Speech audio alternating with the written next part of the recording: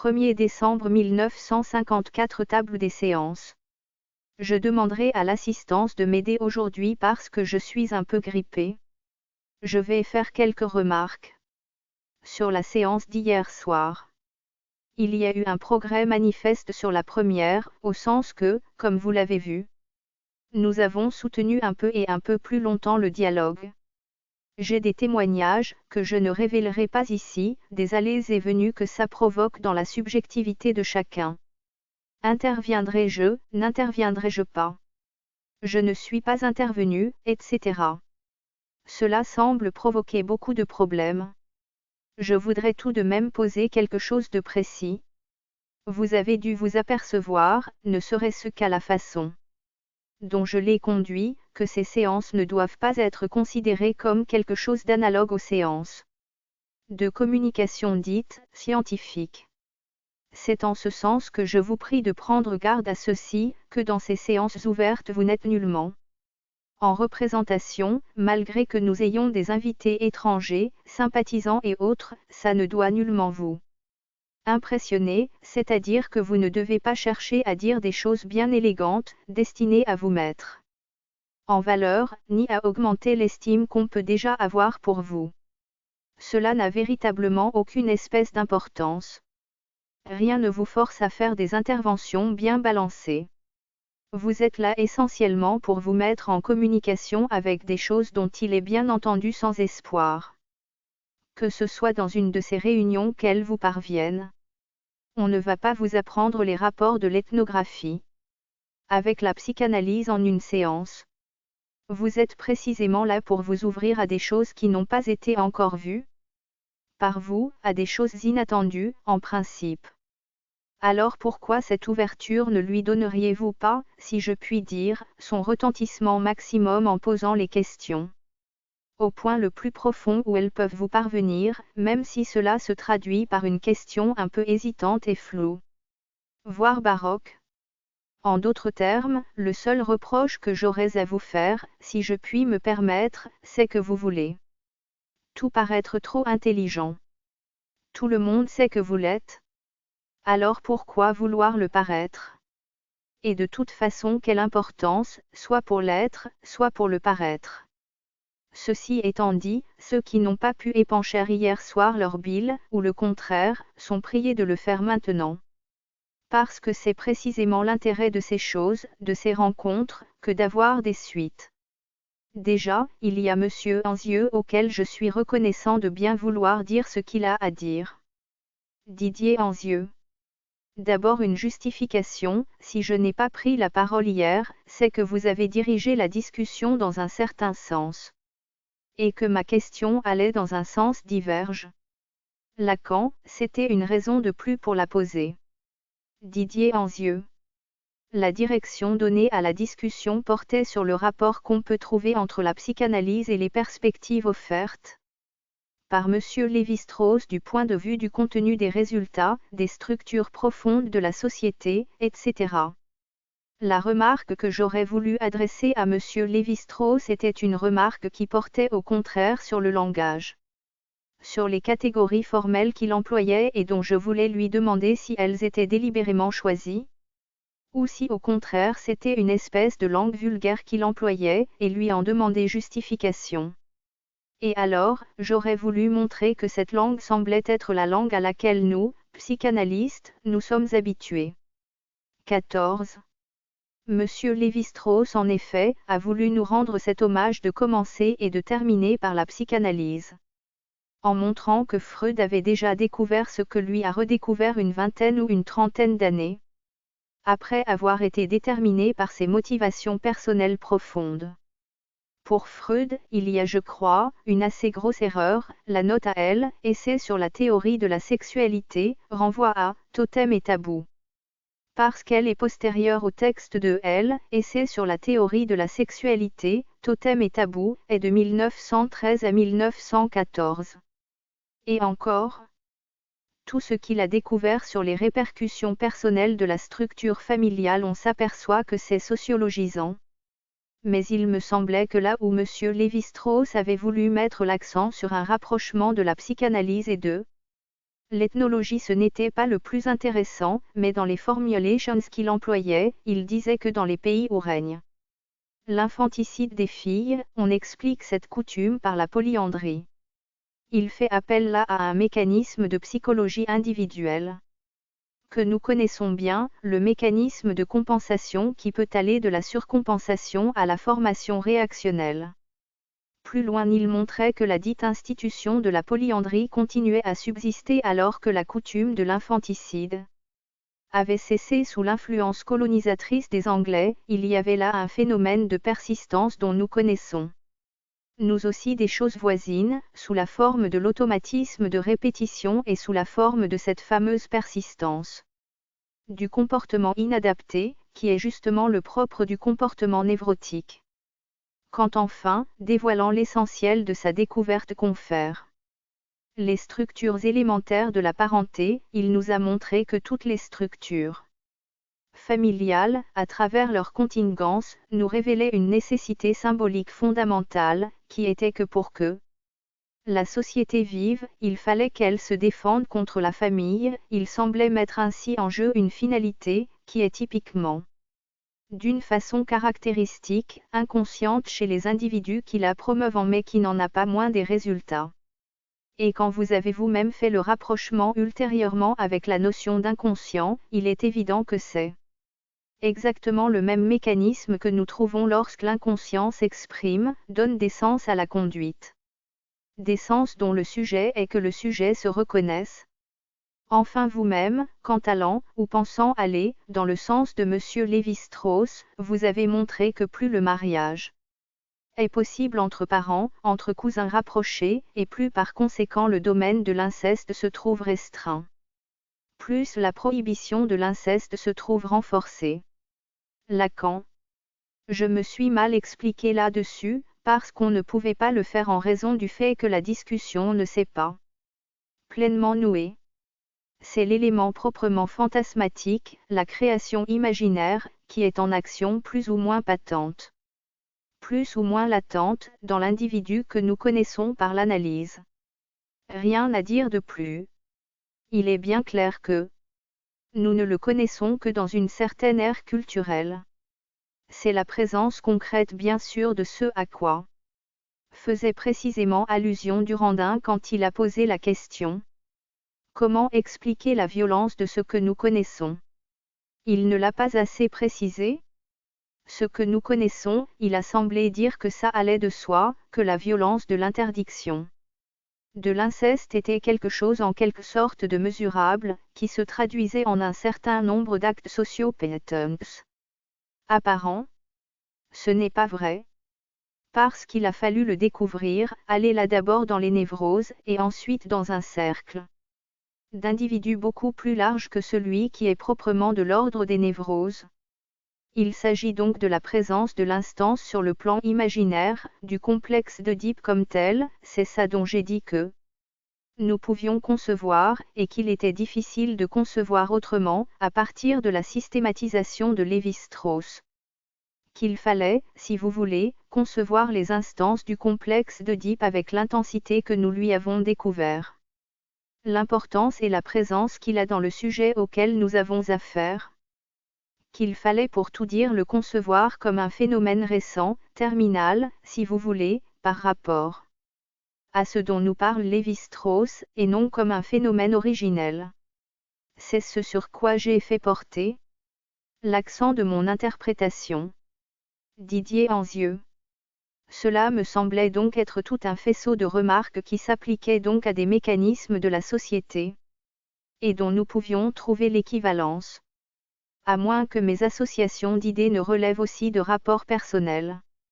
Il me semblait qu'on pouvait en trouver l'équivalence dans les mécanismes de la formation du symptôme, sa transformation, son renforcement, son déplacement, sa persistance, etc. 15.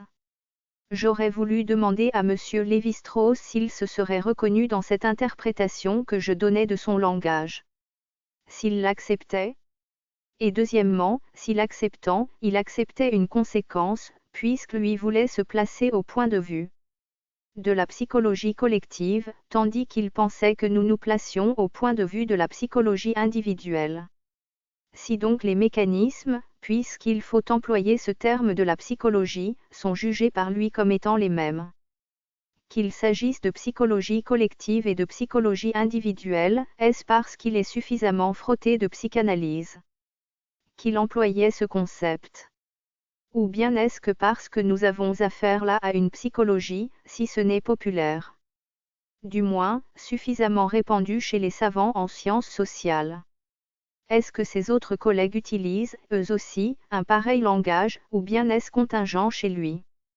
Et s'il y avait une réponse affirmative, c'est-à-dire s'il lui avait en effet semblé que la psychanalyse était une expérience peut-être privilégiée, où la dynamique psychologique pouvait être observée et analysée, elle pouvait en quelque sorte servir de modèle à la constitution de la psychologie collective. Voilà la question que j'aurais voulu lui poser. Lacan.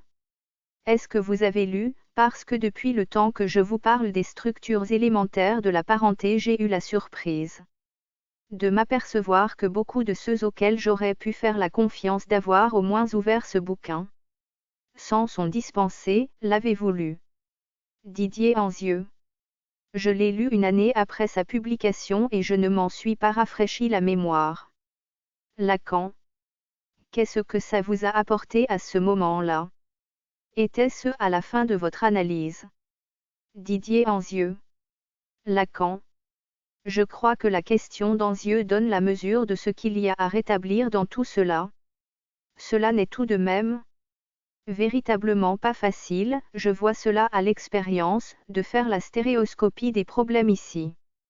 Comment pouvez-vous attacher tellement d'importance, cher Anzieux, au fait que M. Lévi-Strauss fasse intervenir dans son langage des mots comme ceux de compensation par exemple, dans le cas de ces tribus tibétaines ou népalaises? Par exemple, où effectivement on se met à tuer les petites filles, ce qui fait qu'il y a plus d'hommes que de femmes. Au bout du compte, vous sentez bien que le terme de compensation n'a vraiment qu'une valeur statistique. Il faut tout de même tenir compte de ceci. Nous ne pouvons pas ne pas lui accorder l'importance que les éléments numériques dans la constitution d'une collectivité interviennent. C'est un élément de base dont il faut toujours tenir compte. Un monsieur, nommé Monsieur de Buffon, a fait là-dessus des remarques très justes. Ce qu'il y a d'ennuyeux, c'est que dans l'échelle des singes, à mesure que l'on met les pieds sur un échelon, on oublie qu'il y a des échelons au-dessous, ou bien on les laisse se pourrir. De sorte qu'on n'a toujours qu'un champ assez limité à prendre dans l'ensemble de la conception. Mais on aurait tort de ne pas se rappeler des remarques extrêmement justes qui ôtent leur portée à toutes sortes de questions pseudo-finalistes, les remarques qu'a faites Buffon sur le rôle que jouent les éléments statistiques fonctionnant comme tels dans un groupe d'individus, dans une société. Ce sont des choses qui vont très loin et montrent qu'il y a des tas de questions qu'on n'a pas besoin de se poser, parce qu'elles se dispersent toutes seules, par suite de la répartition spatiale des nombres. Ces sortes de problèmes existent encore, sont étudiés à certains niveaux démographiques auxquels Lévi-Strauss a fait une lointaine allusion. Buffon se demandait pourquoi les abeilles font de si jolis rex-organs. Il a remarqué que si l'on veut que la surface soit tout entière occupée, il n'y a pas d'autre polyèdre avec lequel on puisse faire quelque chose d'aussi pratique, d'aussi joli. C'est une sorte de pression d'occupation de l'espace, ce doit être des rex-organs. Il ne faut pas se poser des problèmes savants dans le genre, est-ce que les abeilles savent la géométrie? Vous voyez le sens que le mot « compensation » peut avoir dans ce cas-là, s'il y a moins de femmes, il y aura forcément plus d'hommes. Mais ça va plus loin quand vous parlez du terme de finalité dans cette espèce, tout d'un coup, d'âme, qu'il a l'air, d'après vous, de donner dans son discours, à la société qui veut que la circulation d'une famille à une autre. Ça existe, qui s'arrange de droite à gauche ou de gauche à droite. 16. Il est bien clair que là nous n'allons pas faire revenir toute la question de l'usage même du terme finalité, de ses rapports avec la causalité. Il y a beaucoup de choses à en dire. Et c'est presque une question de discipline d'esprit que de s'y être. Arrêtez un instant. Il est bien certain que la finalité est toujours plus ou moins impliquée sous une forme diversement larvée, dans toute notion causale elle-même, sauf à ce que précisément on mette les accents, dans ce qu'on appelle la pensée causaliste, sur quelque chose qui expressément s'y oppose et affirme qu'elle n'existe pas. Le fait qu'on y insiste prouve que la notion est difficile à manier. Mais en fin de compte, de quoi s'agit-il? Quelle est l'originalité de la pensée qu'apporte Lévi-Strauss dans la structure élémentaire? Il met l'accent de bout en bout sur ceci, qu'on ne comprend rien à ce qui se passe dans le phénomène observable, relevé, collecté depuis longtemps, concernant la parenté et la famille, on ne peut rien en sortir et on laisse échapper tout ce qu'il y a de fondamental, si on essaie, d'une façon quelconque, de le déduire d'une dynamique naturelle ou naturalisante quelconque. C'est-à-dire, ceci est très expressément exprimé dans ce livre, vous êtes d'accord Manoni? Qu'il n'y a aucune espèce de sentiment naturel d'horreur concernant l'inceste. Je ne dis pas que c'est là-dessus que nous pouvons nous fonder. Je dis que c'est ce que Lévi-Strauss dit. Il n'y a aucune espèce de raison biologique, et en particulier génétique, pour motiver l'exogamie, et il montre, après une discussion extrêmement précise des données scientifiques que nous avons sur le sujet, que dans une société, par exemple, et nous pouvons envisager des sociétés autres que les sociétés humaines, une pratique permanente et constante de l'endogamie non seulement n'aura pas d'inconvénient, mais au bout d'un certain temps aura pour effet d'éliminer les prétendus terres. Il n'y a véritablement aucune espèce de déduction possible sur le plan naturel de la formation de cette structure élémentaire, qui s'appelle l'ordre préférentiel. Car c'est sur l'accent positif de la chose, sur le côté et la face positive de l'orientation de l'alliance qu'il met l'accent, toute orientation positive, toute orientation préférentielle comportant du même coup des accents négatifs, c'est-à-dire des préférences à minima, c'est-à-dire des choses absolument à éviter. Et ceci, il le fonde sur quoi?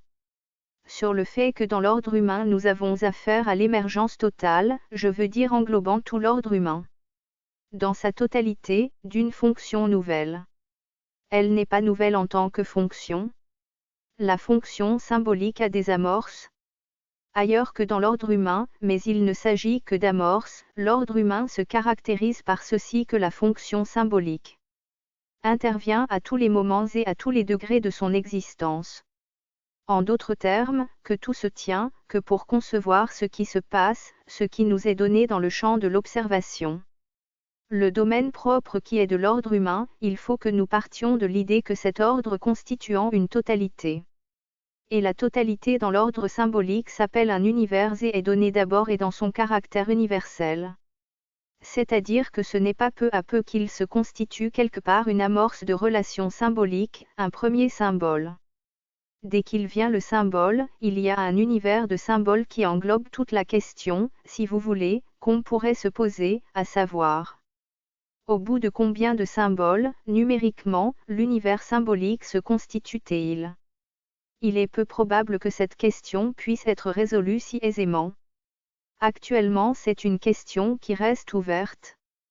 Conferlé, le séminaire sur la lettre volée. Mais si petit que soit le nombre que vous puissiez concevoir à l'origine, à l'émergence de la fonction symbolique comme telle, dans la vie humaine, ces symboles impliquent la totalité de tout ce qui est humain. Tout se classe et s'ordonne par rapport aux symboles surgis, aux symboles une fois qu'ils sont apparus. Est-ce que vous comprenez bien? C'est ça qui constitue la fonction symbolique chez l'homme. Elle constitue un univers à l'intérieur duquel tout ce qui est humain doit s'ordonner. Ce qui se voit parfaitement en ceci que plus nous remontons à ce qu'on appelle les structures élémentaires. Ne disons pas primitives, ce n'est pas pour rien qu'il les a appelées élémentaires, élémentaire est le contraire de complexe. Or, chose curieuse, il n'a pas encore écrit les structures complexes de la parenté. Les structures complexes, c'est nous qui Les représentons, elles se caractérisent en ceci qu'elles sont des structures beaucoup plus amorphes. Monsieur Bargue, il a parlé des structures complexes. Lacan. Bien sûr, il les amorce, il en indique les points d'insertion, mais il ne les a pas traités. Il a écrit le volume des structures complexes de la parole, bien sûr, il en parle. Elles sont beaucoup plus amorphes que les structures élémentaires. 17. Ce que les structures élémentaires montrent, c'est le lien absolument étroit de manifestations qu'on pourrait croire de luxe. À savoir, toute une richesse d'interrelations, d'interdits, d'interdictions, de commandements, de frigeuses préférentielles, qui suppose un monde symbolique à proprement parler. Là je l'emploie dans le sens technique de mode de nomenclature extraordinairement élevé. Vous voyez donc ce qu'on voit, c'est que les termes de parenté réglant l'alliance, la ponctuant de tout un système de préférences et d'interdits, qui couvrent un champ beaucoup plus large et plus vaste dans les formes élémentaires que dans les formes complexes. Tout cela montre que plus nous nous rapprochons, si vous voulez, non de l'origine mais de l'élément, plus la structuration, l'ampleur, la richesse, l'intrication du système proprement symbolique de la nomenclature s'impose vaste et large. En d'autres termes, il y a beaucoup plus de termes de parenté, une nomenclature de la parenté et de l'alliance plus large dans les formes élémentaires de ce qui existe, que dans les formes dites complexes, c'est-à-dire élaborées dans des cycles culturels beaucoup plus larges, étendus. C'est ça la portée de la remarque de Lévi-Strauss, qui est une remarque fondamentale et qui montre sa fécondité.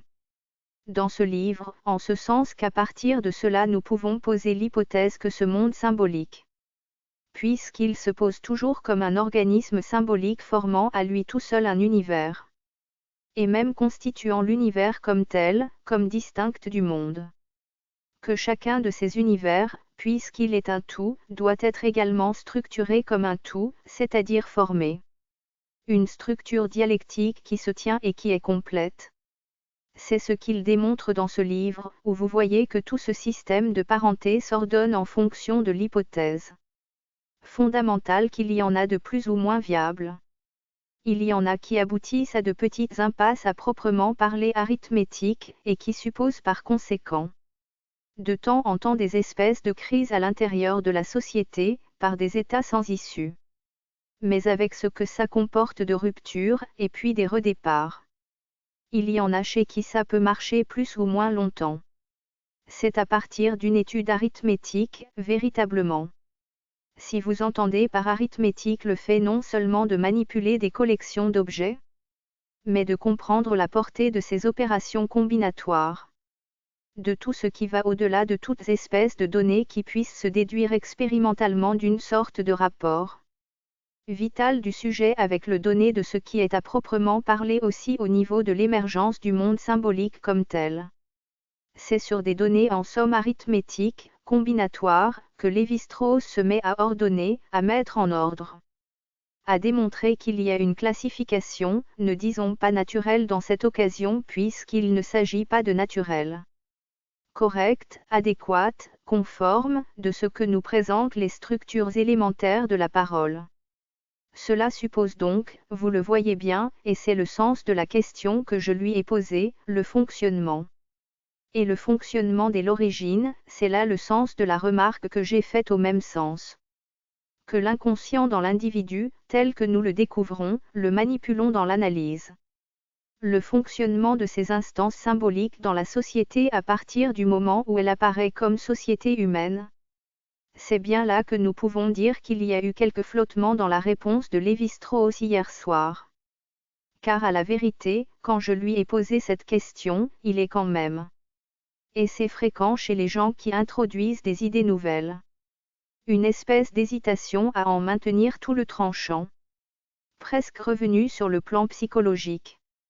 Il est bien certain que la question que je lui posais n'avait pas le sens d'une identification dans un inconscient collectif, comme il a prononcé le terme. Il ne s'agit absolument pas là d'instance collective. Précisément, le mot « collectif » Dans cette occasion ne nous donne absolument aucune solution, le collectif et l'individuel c'est exactement et strictement la même chose. Il ne s'agit pas d'identifier psychologiquement, de dire qu'il y a quelque part quelque espèce d'âme commune dans laquelle toutes ces choses se passeraient. Pourquoi ? Ce n'est pas du tout de cela qu'il s'agit. Il s'agit de ceci que la fonction symbolique, comme telle, est quelque chose qui n'a absolument rien à faire avec une identification, une aspiration quelconque, une formation plus ou moins par-animale. D'une sorte d'image de totalité, qui ferait de l'ensemble de l'humanité une espèce de grand animal. En fin de compte, c'est ça l'inconscient collectif. Il n'y a absolument rien de semblable dans une pareille question. Si la fonction symbolique fonctionne, nous sommes bien forcés de le voir, nous sommes à l'intérieur. Je dirais plus, nous sommes tellement à l'intérieur que nous ne pouvons pas en sortir. 18.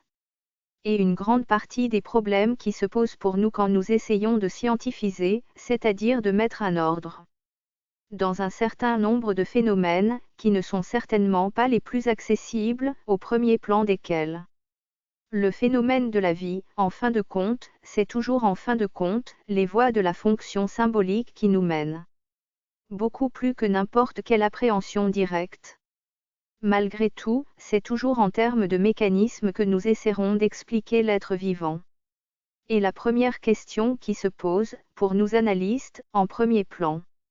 Et là nous pouvons donner une porte de sortie à la chose qui s'engage dans une espèce de controverse entre vitalisme et mécanisme.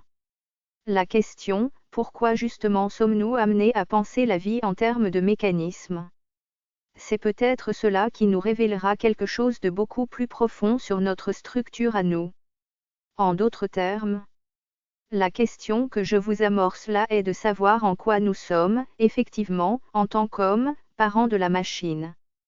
Jean Hippolyte mathématicien, la passion de la mathématique. Lacan. Mais oui. Il y a une raison pour que le machinisme nous satisfasse.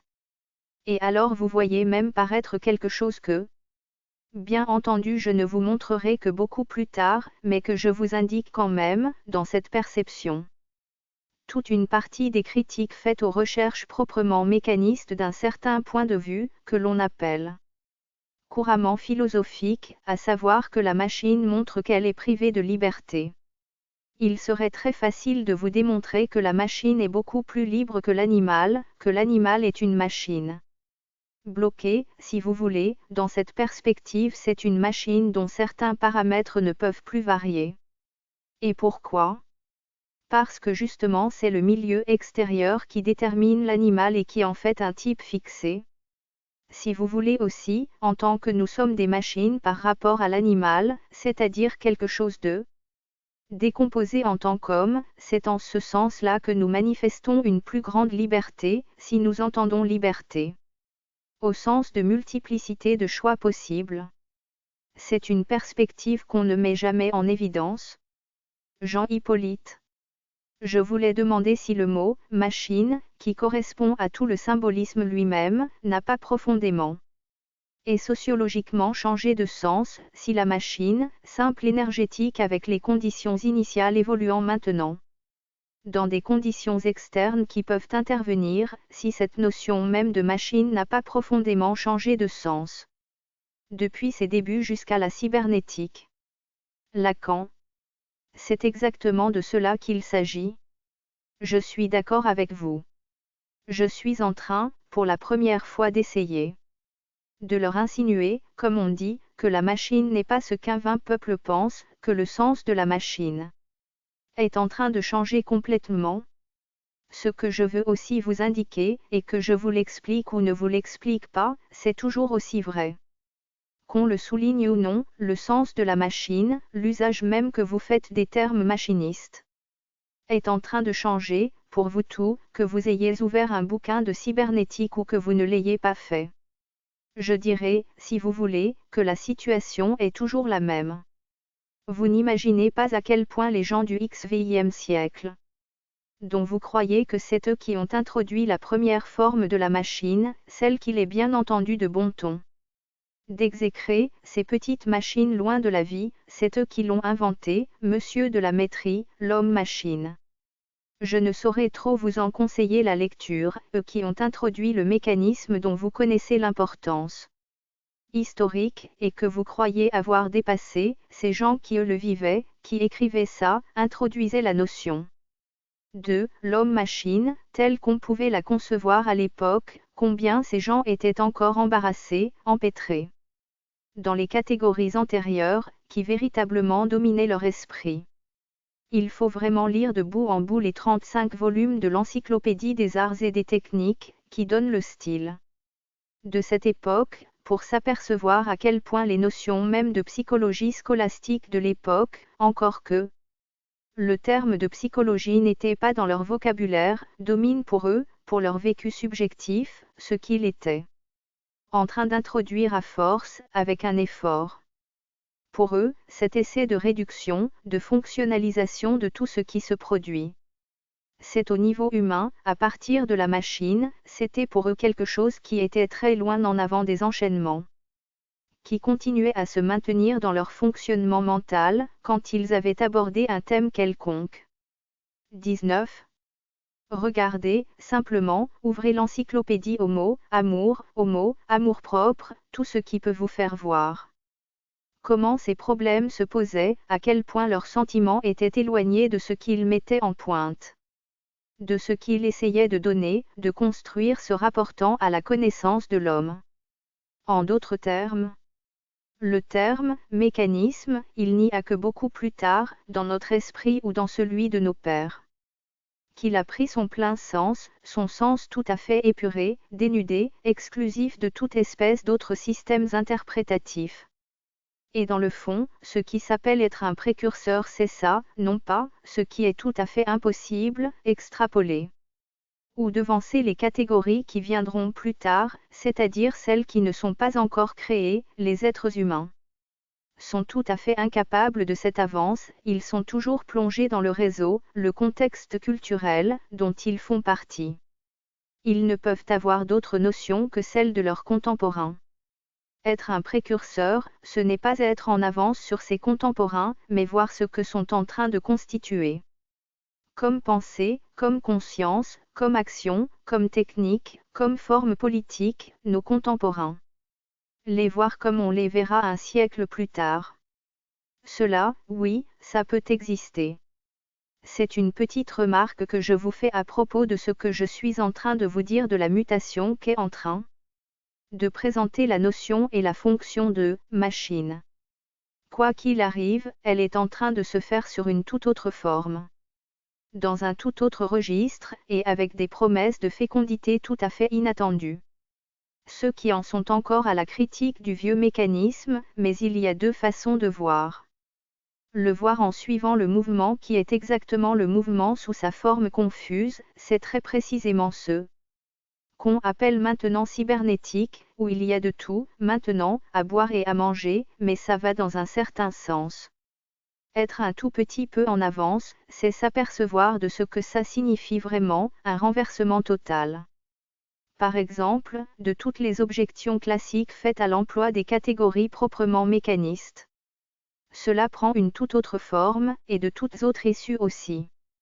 Je crois que j'aurai l'occasion de vous le montrer cette année, en issue à ce que nous sommes en train d'essayer de mettre au point ensemble, à savoir le moi, précisément. Dans la théorie freudienne et la technique analytique. A-t-il quelqu'un qui a une question à poser? Octave Manoni. Je ne parlerai pas des machines, mais de ce qui m'a intéressé. Au fond, j'ai eu l'impression que la manière dont Lévi-Strauss prenait les problèmes de nature et de culture, où il a dit d'ailleurs que maintenant, depuis quelque temps, on ne voyait plus clairement l'opposition entre nature et culture. Il détaille la notion, les interventions qui ont eu lieu, Durandin. Perrier continuait à se tâter pour trouver la nature quelque part. Il la cherchait du côté de l'affectivité, des impulsions, de quelque chose qui serait nettement la base même de l'être, la base naturelle de l'être.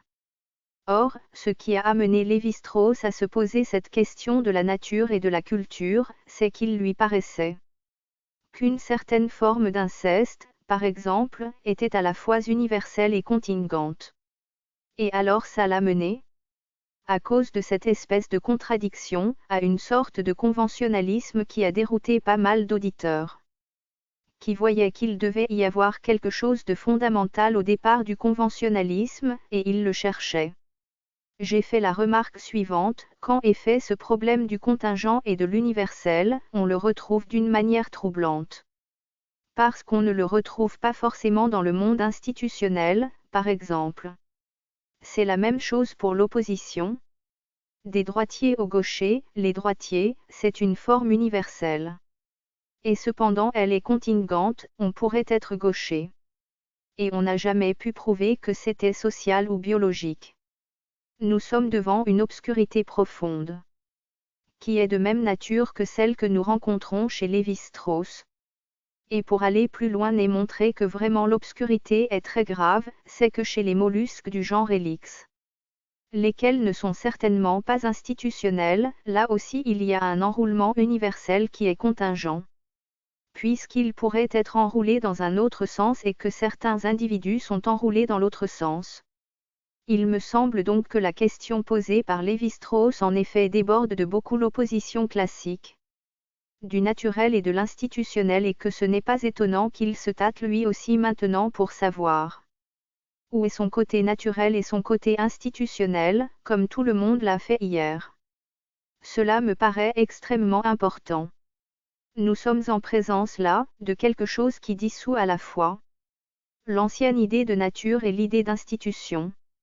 Jean Hippolyte, parce qu'elle est une espèce de préférence universelle. 20. Octave Manoni, je ne sais pas. Jean Hippolyte, ce serait une contingence universelle. Lacan. Là je crois que vous faites tout de même intervenir des choses qui n'étaient peut-être pas impliquées dans la notion de contingence, telle que l'a introduite Lévi-Strauss dans sa question. Je crois que la contingence, telle qu'il l'a introduite, s'opposait à la notion de nécessaire.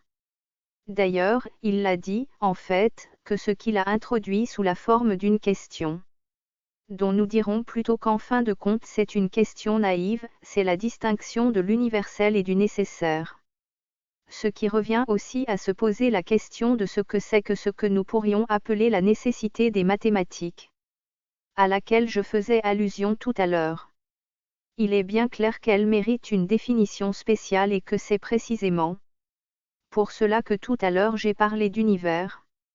À propos de ce qui est l'introduction propre du système symbolique, je crois que la réponse à la question que posait Lévi-Strauss, hier, est ceci: le complexe d'Oedipe est à la fois universel et contingent parce qu'il est uniquement et purement symbolique. Jean Hippolyte, je ne crois pas. Lacan. La contingence que nous introduit maintenant Manoni est tout à fait d'un autre ordre.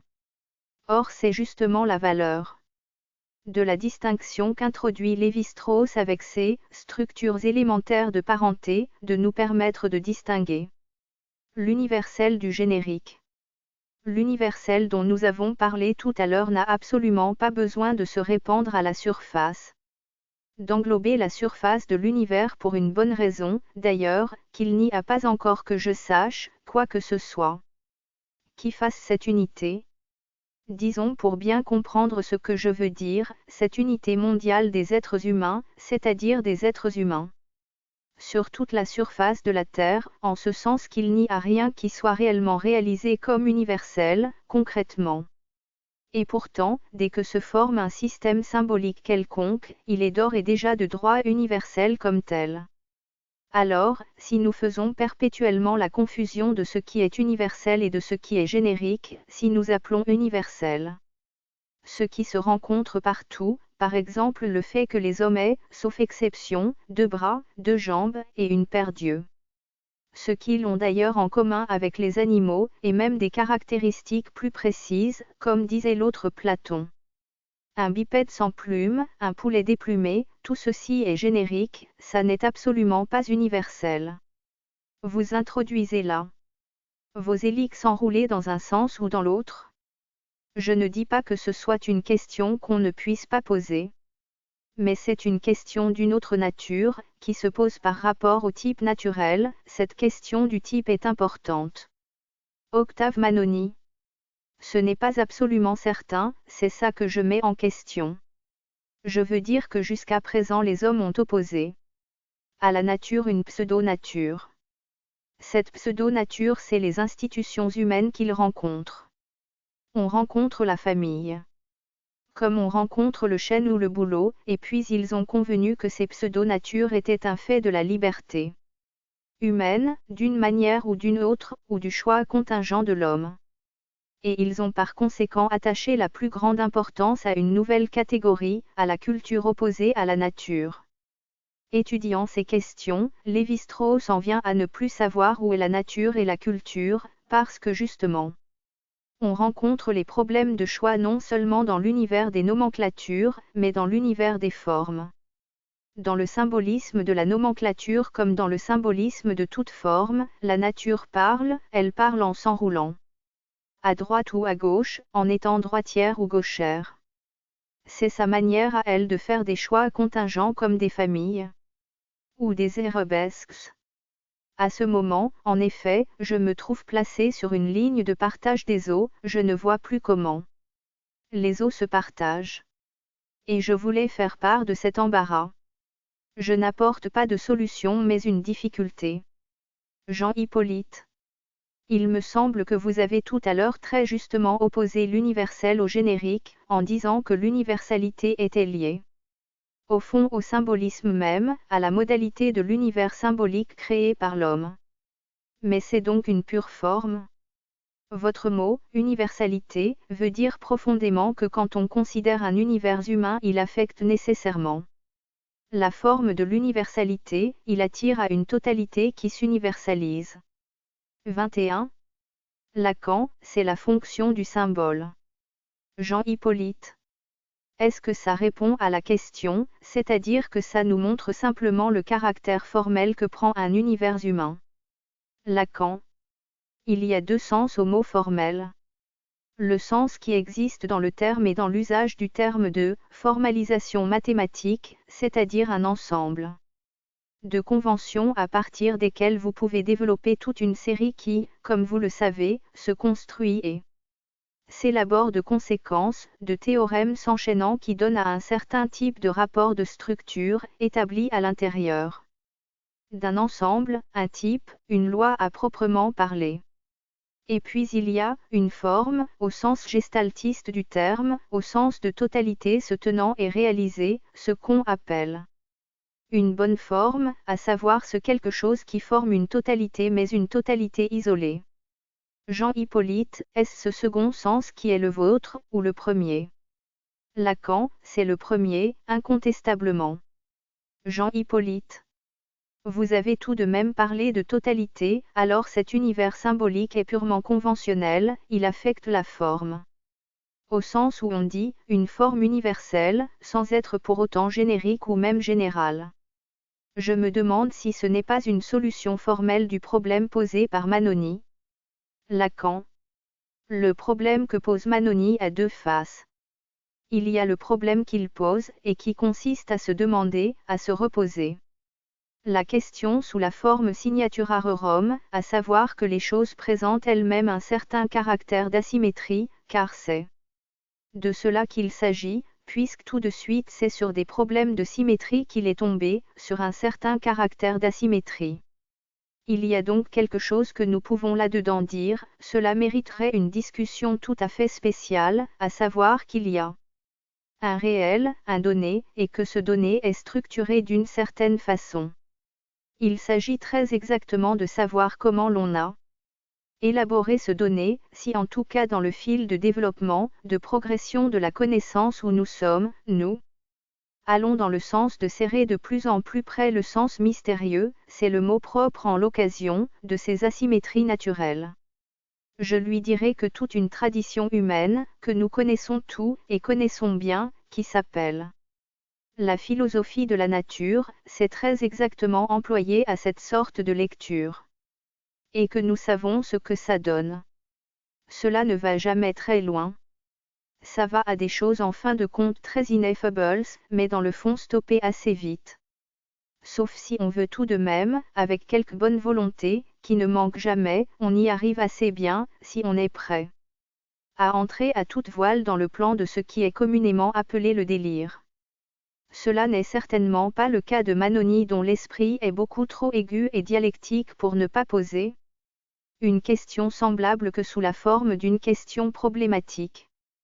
La seconde chose est de savoir si c'est ça que visait Lévi-Strauss hier soir, quand il nous a dit qu'en fin de compte il était là au bord de la nature, saisi tout d'un coup d'un vertige, et à se demander si en fin de compte ce n'était pas là qu'il fallait vraiment retrouver les racines de son arbre symbolique. C'est de ça qu'il s'agit. Mais mes dialogues personnels avec Lévi-Strauss me permettent de vous éclairer, n'en croyez rien, il ne s'agissait pas du tout du genre de questions que Manoni pose, mais il s'agit de ce que Lévi-Strauss est en train de reculer. Devant cette division, cette bipartition très tranchante qu'il fait, et dont il sent bien la valeur méthodologique, créative. Comme méthode, pour distinguer entre les registres, et du même coup entre les ordres de faits. Il est en train d'osciller autour de ça pour une raison qui pourra vous paraître surprenante mais qui est tout à fait avouée.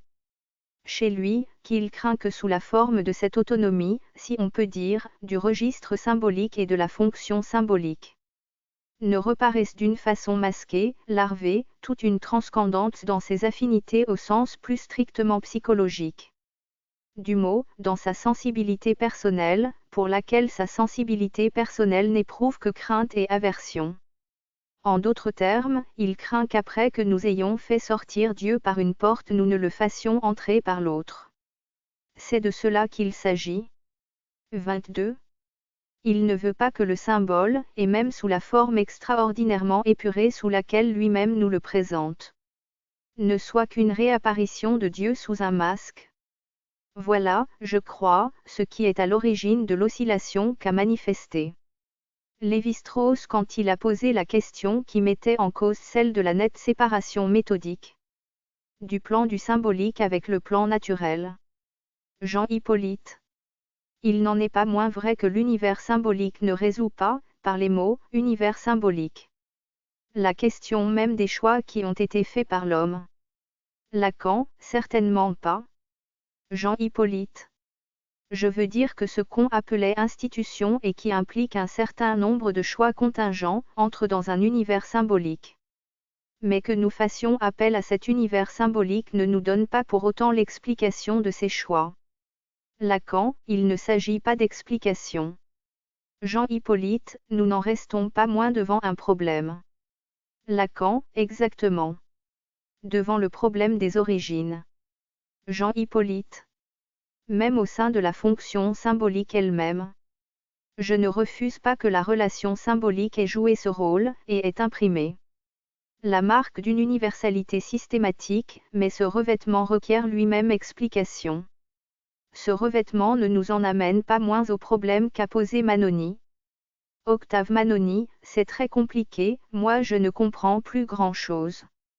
Monsieur Bargue.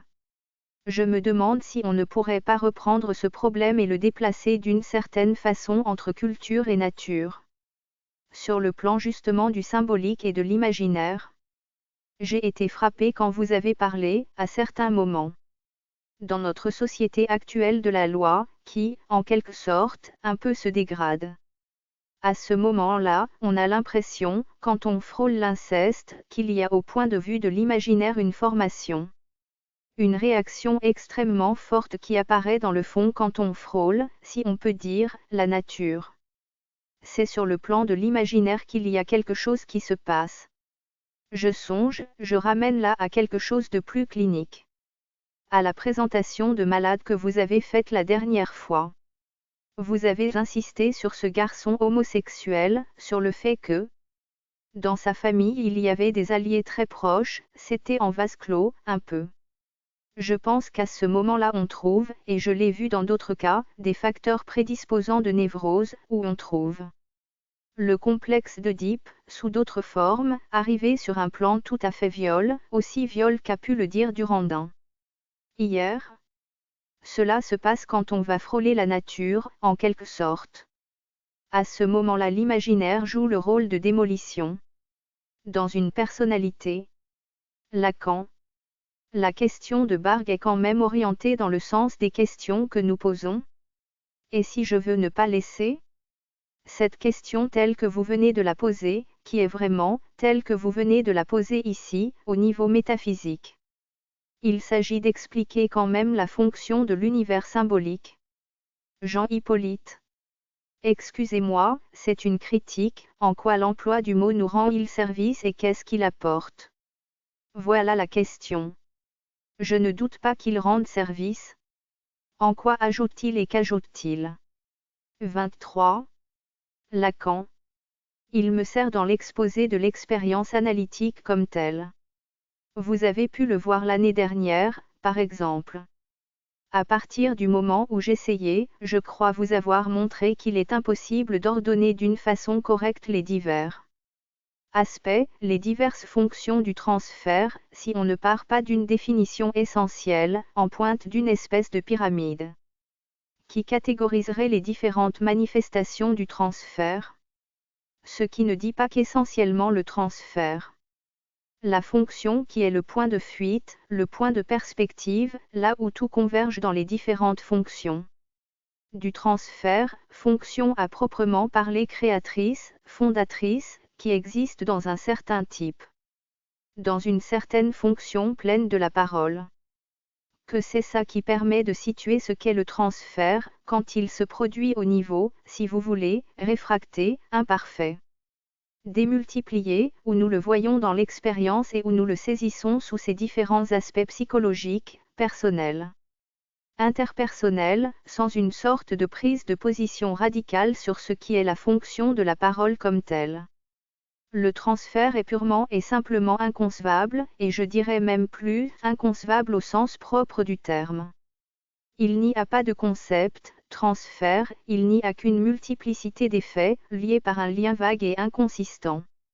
Ceci est un exemple de ce que je crois pouvoir vous montrer cette année. C'est la prochaine fois que j'introduirai la question. Du moi sous la forme que j'ai choisi de l'introduire, rapport entre la notion et la fonction du moi et le principe du plaisir. Ce que je pense vous montrer est que pour concevoir également toute la métapsychologie freudienne, à savoir cette fonction qu'il désigne sous le terme de moi, il est également indispensable de se servir de cette image, de cette distinction de plan et de relations qui sont exprimées par les termes de symbolique, d'imaginaire, que vient d'introduire, à partir de notre expérience la plus quotidienne, Bargue, et de réel. En d'autres termes, pour éclairer ma lanterne, et vous donner un exemple. Après tout, c'est ça que vous me demandez, à quoi ça sert? Jean Hippolyte, je ne doute pas, d'ailleurs, que ça serve. Lacan. Ça sert au sens qu'une expérience, qui est en tout cas une expérience symbolique particulièrement pure, celle de l'analyse. Je vais vous en donner un exemple en amorçant la question que je serai amené à vous dire concernant le moi. Le moi dans son aspect le plus essentiel. Et c'est là quelque chose qui est une découverte de l'expérience, qui n'est pas, si vous voulez, d'aucune façon une catégorie que je qualifierais presque d'a priori, comme la catégorie symbolique en tant que je la détache, dégage. Le moi est une fonction imaginaire. Et par ce point-là, je dirais presque, par ce seul point, nous trouvons dans l'expérience humaine la porte ouverte. Sur cet élément de typicité qui, bien entendu, nous apparaît à la surface de la nature, mais sous une forme toujours. C'est là que j'ai voulu insister, en parlant de l'échec des différentes philosophies de la nature, décevantes. Elle est décevante aussi quant à ce qui est de la fonction imaginaire du moi. Mais c'est une déception dans laquelle nous sommes engagés jusqu'à la garde, en tant que nous sommes le moi. Non seulement nous en avons l'expérience, mais elle est cette fonction imaginaire tout autant un guide de notre expérience que les différents registres qu'on a appelés les guides de vie, à savoir les sensations. Il y a là une structure justement fondamentale, centrale, de notre expérience et qui est proprement de l'ordre imaginaire. Je crois que nous pouvons même aller plus loin. À savoir même préciser d'une façon aussi serrée que possible à quel point cette fonction imaginaire est déjà distincte dans l'homme de ce qu'elle est dans l'ensemble de la nature. Car cette fonction imaginaire nous la retrouvons sous 1000 formes, sous la forme de toutes les captations gestaltistes, qui sont liées à la parade sexuelle, qui sont si essentielles pour le maintien de l'attraction sexuelle à l'intérieur du générique, c'est-à-dire du genre, de l'espèce. Vous êtes d'accord? Cette fonction du moi présente chez l'homme des caractéristiques distinctes, et c'est ça la grande découverte de l'analyse, que déjà au niveau de cette relation typique, générique, imaginaire liée à la vie de l'espèce, l'homme fonctionne différemment. Il y a là déjà une fêlure, quelque chose qui de soi-même est lié à une perturbation profonde de ce qu'on peut voir comme étant une régulation vitale fondamentale. Et c'est ça l'importance de la notion qu'a apporté Freud de l'instinct de mort.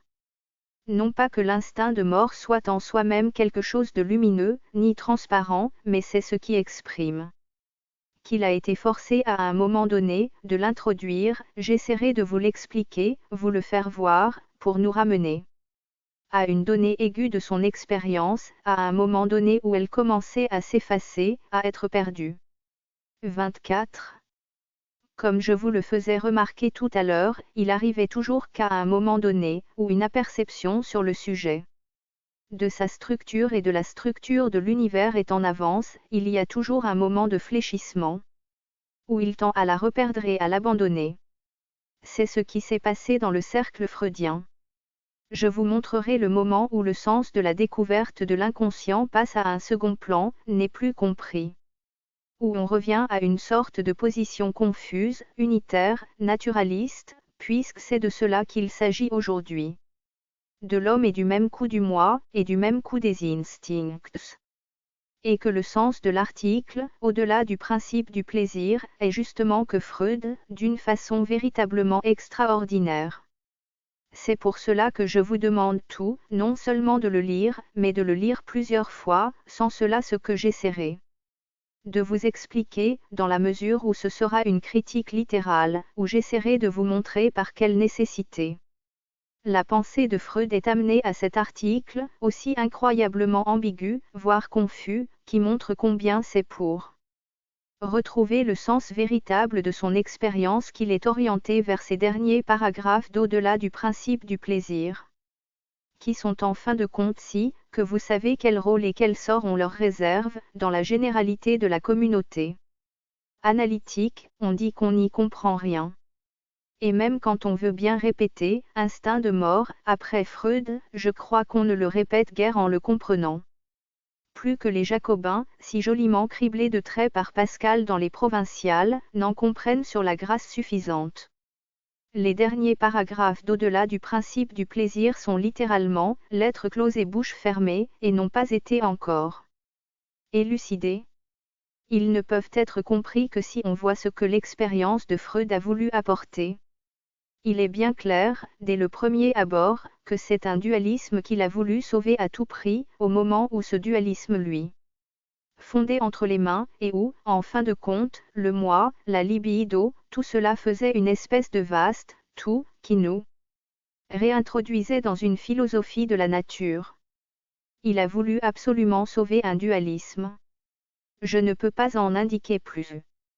Mais je crois que c'est très essentiel de voir cette orientation, ce sens de l'article, que ce dualisme ne soit autre que celui dont je vous parle justement, de l'autonomie du symbolique comme tel, c'est ce qui n'est pas donné d'emblée dans l'article. Parce que ça Freud ne l'a jamais formulé.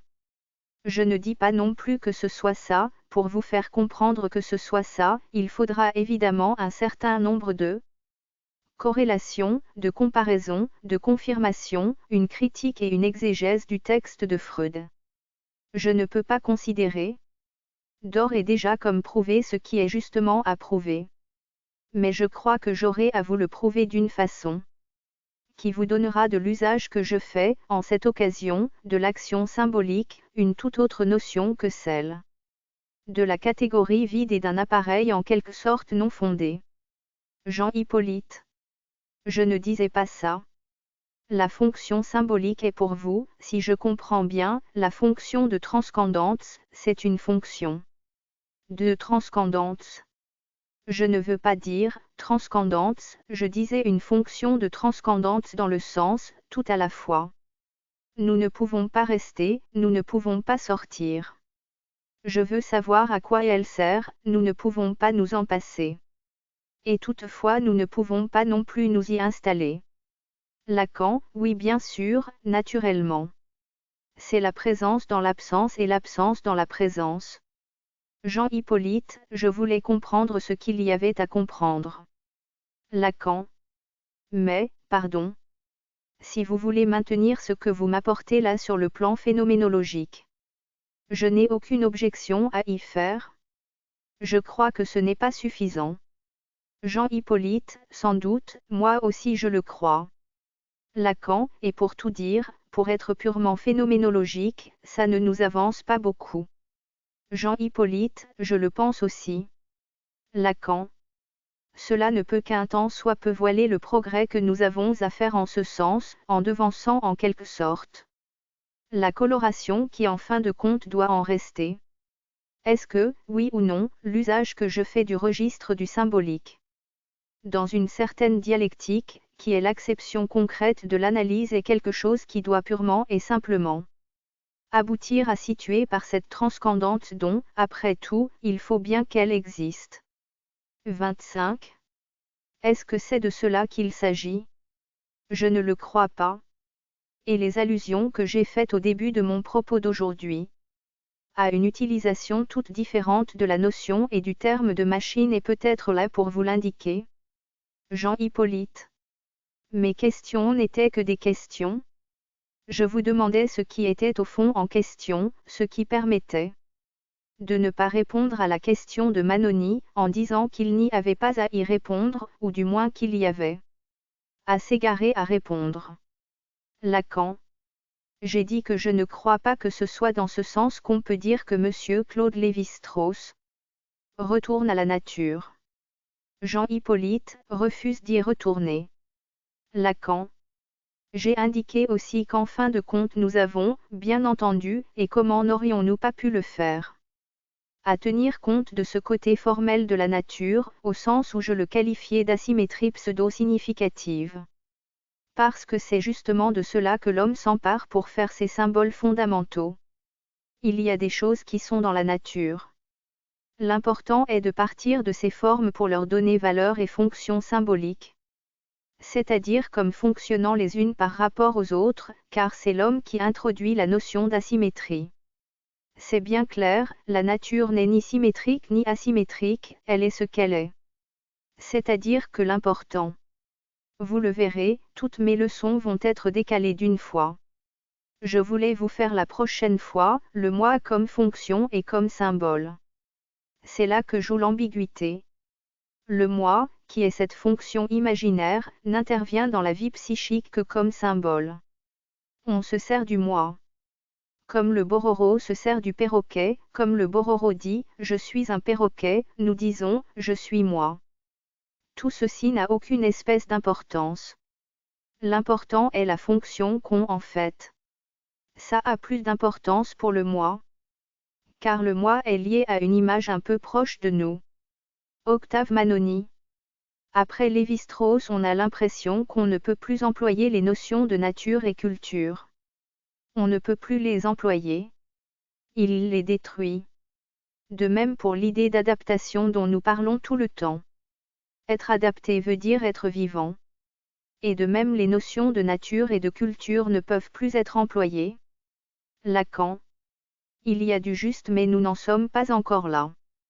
C'est certain, ce que vous posez là est une question analogue à celle que j'avais posée à l'instant, en disant qu'à un moment donné Freud a voulu à tout prix défendre un certain dualisme.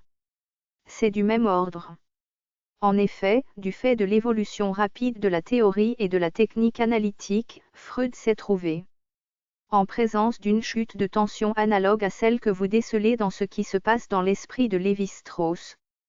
Mais c'est peut-être incomplètement achevé chez lui quand même.